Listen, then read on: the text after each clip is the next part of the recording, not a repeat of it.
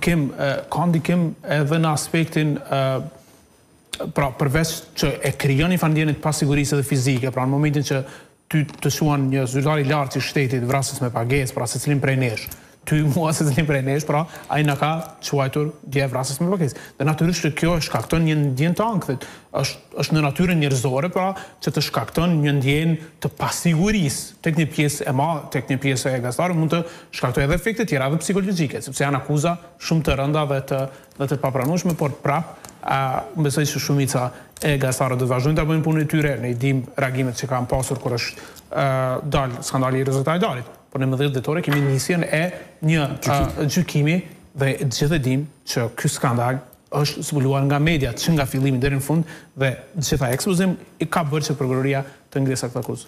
Dhe në fund po do t'ju pyes një çështje Rexha, pra fakti që AGK-n zoti Kurteshi e akuzon me një terminologji të tillë çfarë cilëson për organizat e grupeve kriminale, të gazetarëve në përgjithësi vrasës me pagesë, a është një farë, le të themi, arsye që tafton dikush prej organeve shtetërore, qoftë prokuroria, qoftë policia, le të flet pak për çto të veni ku duhet. Po, besoj që prokuroria minimumi duhet tafton të zotin Kurteshi që t'jap dëshmitë e tij. Kjo është nxitja e urrëties, pra së pari ai bën vepër të cënueshme, vepër të rëndë që bën nxitje të urrëties.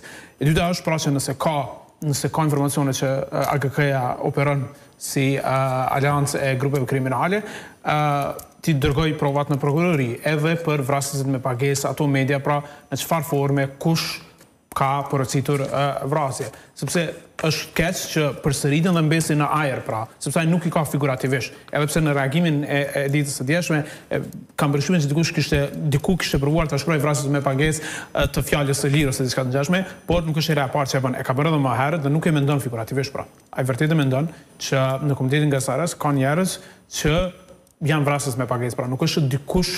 Nuk është që gazetari sipas tij kanë porositur të tjerë për vrasje, por që dikush i ka porositur këta që të bëjnë vrasje. Dhe nuk di, do të thotë nuk mund të gjejmë emra të mjaftueshëm për ta përshkruar se sa të papërgjithshme dhe të tmerrshme janë këto deklarata të zotit Kurteshi. Pra nuk ka të bëjë me, le të themi, një farë fjale metaforë, pra nuk është vetëm metaforë. Jo, ai mendon seriozisht. Ai mendon e ka dëshmuar, e ka treguar që ato çfarë ka shkruar i mendon seriozisht dhe është përkeqësardhje heshtja e vetëvendosjes, heshtja e qeverisë. Unë nuk besoj që ai ka një nxitje direkte, le të themi, nga zoti Kurti ose nga udhëheqës të tjerë të vetëvendosjes për t'i shkruar ato që i shkruan ose për t'u sjellur në atë mënyrë që është sjellur, por fakti që asnjëherë nuk ka pasur në tërheqje një denoncim ose largim të tij nga KZ-ja, që unë nuk pres të ndodh prapë, përkundër faktit që ne do ta bëjmë kërkesën zyrtare, tregon që në fakt ata pajtojnë. Rexha, falenderoj shumë për